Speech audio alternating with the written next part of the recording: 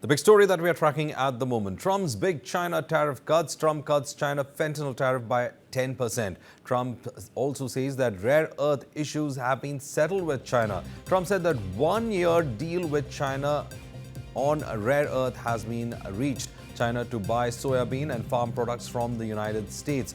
This is the big story that we are tracking at the moment after meeting Xi. Significant breakthroughs between US and China, especially on the tariff front, with Trump saying that he has slashed the fentanyl tariff by 10%. Trump also went on to say that rare earth issues have also been settled and that for 1 year, China would in fact export rare earth to the United States. China will also buy in soybean and farm products from the US. In a high-stakes diplomatic move, US President Donald Trump and Chinese President Xi Jinping met in Busan, South Korea, seeking to ease the tensions and restore stability in trade relations between their two nations. Now, the two leaders had shook hands, shared smiles and posed for cameras before beginning the formal talks on the sidelines of the Asia-Pacific Economic Cooperation Summit. Trump, in fact, has called President Xi Jinping as a friend of his for a long time. Meanwhile, it looks like on several fronts, especially when it comes to fentanyl trade, the US has been able to, in fact, reach an agreement with China, especially slashing the tariff on fentanyl at 10%. In fact, reports also coming in, the other big trading issue that has been a big problem for both the trading superpowers has been the export of rare earth minerals. China has been in fact tightening its control over the export of these rare earth minerals, crucially required in the electronic industries and also considered to be a very important resource when it comes to the manufacturing of high-tech components. Now, this is the first meeting between the two leaders since 2019 when they last sat down in Japan during Trump's first term in office. Both sides were represented by senior officials, with US Secretary of State Marco Rubio and Commerce Secretary Howard Lutnick joining Trump, while Xi was flanked by Foreign Ministers Wang Yi and other top aides. The discussions, which lasted several hours, focused on reducing tariffs, easing export curbs on high-end chips and rare earth minerals, and addressing key issues including fentanyl flows as well as agriculture trade between both the countries.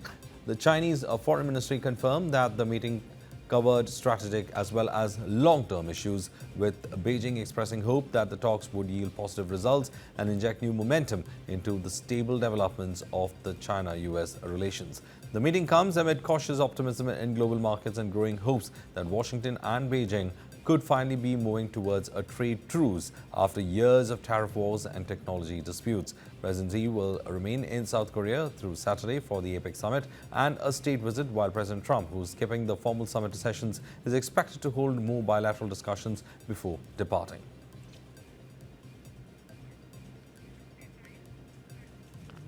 My colleague Karthik Malhotra, Executive Editor of News9, in fact, joins right with us on this important breakthrough that has happened. Karthik, two things. One, the fentanyl issue, which has been one that Trump has been drumming against China for a long time. There's been a cut in tariff of around 10%. Second, the rare earth issue as well. It's also one of the trading issues that have been there between both US as well as China. China trying to, in fact, have some kind of tightening control on that export as well. Two aspects of it. How do we see it when we see the statements coming out that this meeting has progressed on those two fronts? Right. So I think both absolutely vital points, in addition to, of course, soybean exports from US to China, and the fourth, of course, being the high-end NVIDIA chips restricted right now only to the 8 series, the H100s and beyond. So I think to answer your pointed question, Varghese, it's important to note that now the effective tariff rate on China comes down from 57% to 47%, but that additional threat of another 100% tariff, which could have eventually in the month of November taken the tariffs on China to 157%. We don't know whether that is also completely off the table or not. But as things stand right now, China's tariffs have come down effectively from 57% to 47%. And this, of course, is just coming from what we are picking up from US media reporting from on board that Air Force One that President Donald Trump has now boarded and is en route to Washington on. And this is absolutely, a very positive outcome for China. Now, I think the unanswered questions remain right now on what is it that China has taken in return of easing down on those fentanyl exports, as well as removing from what we are picking up the rare earth minerals and magnets exports to the US. So if China has given in on these two, I think a 10% tariff reduction seems to be too small a number. So I'm sure there is something that the US also would have given in. Now, has the US given in on reducing those restrictions, if not completely eliminating the controls on those high-end NVIDIA chips to China? We don't know at the moment.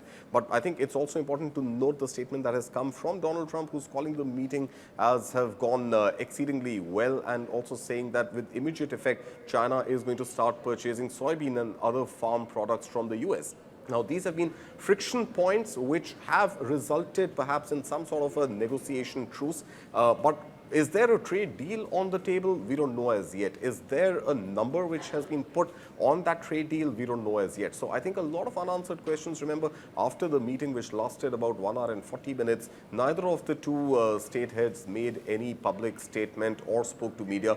Donald Trump has spoken to only US media on board that Air Force One aircraft. But beyond that, I think a lot of unanswered questions, but some sigh of relief, I'm sure, right now, as far as trade between US and China goes, that they have agreed to slash tariffs by 10%, US tariffs on China slashed by 10%. Now, this puts India in a slightly, more pressure situation, given the fact that now India, Brazil are the two main large economies in the world which have among the highest tariff rates at 50%.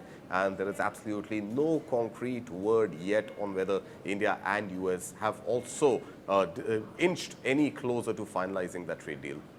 Also, how do we in fact see when it comes to the push for agri-produce of US on the rest of the markets that are there?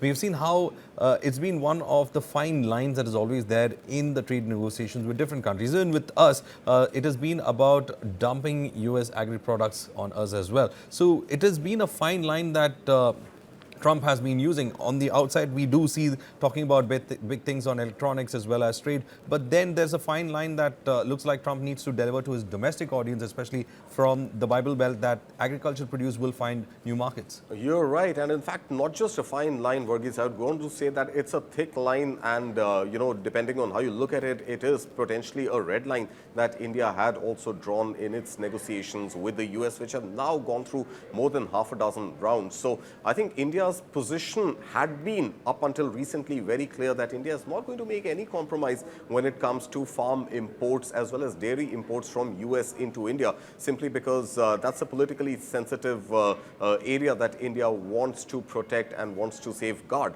But given the fact that the trade negotiations were literally stuck going nowhere and meetings after meetings, no concrete announcements being made, now potentially, just ahead of Bihar elections, is there some sort of an agreement which has been arrived at? We don't know. The chatter in the corridors is that potentially in case India has given any relief on some of these red lines on dairy and agriculture, maybe that announcement is going to be made only after Bihar elections, because remember, dairy as well as agri happens to be a big sector there. Now, India fundamentally, theoretically, has been against importing GM crops as well, and not just soybean and corn, but GM, which obviously has greater efficiency, a smaller drain on the natural resources, including water, and high-yielding variety, which obviously fetches much higher return. But the fact that is going to throw a lot of farmers and dairy farmers, in the way of this trade deal is something that India had until recently been very clear on not compromising on. But in the interest of stitching that trade deal, in the interest of lowering the existing 50% tariffs, which I'd repeat is the highest in the world right now, has India made any of those concessions? We don't know as yet. In fact, we had one of our reporters yesterday, who had seen Commerce Industry Minister Piyush Goyal and had pointedly asked this question, to which we did not really get a response from the minister. But the point is that right now the chatter in the corridor, of course, is that we believe that perhaps if there is any compromise on those red lines, maybe the Indian government would want to make that announcement only after Bihar elections. All right. And before I let you go, Karthik, how do we in fact see the larger negotiations with China and US? It seems that it was a tense negotiation. They had spoke for quite long, but they were able to arrive only at two aspects of it. 47% of tariff is still too high when it comes to China's products and its ambition of exporting it to the United States. Yeah, so 47% is better than 57% and much better than 150%. And 50%, which is the current tariff rate on India, is worse by though 3 percentage points, but worse than 47%. So I think what this means is that there is at least room for negotiation. There is a gateway to that trade truce, and over time there is a better possibility that there is going to be some sort of a formal agreement which is going to balance the trade equation, if not completely in favor of the US, but at least reduce the trade deficit that US has with China, and that has been part of Donald Trump's agenda of Make America Great Again. But just to put it in a slightly larger context, Verghese, it's also important to note that Donald Trump has been able to squeeze out commitments from other countries, including South Korea, where he was till just a few minutes, if not about an hour ago, where there's been a commitment of $350 billion worth of investments which South Korea has pledged it will make in the US.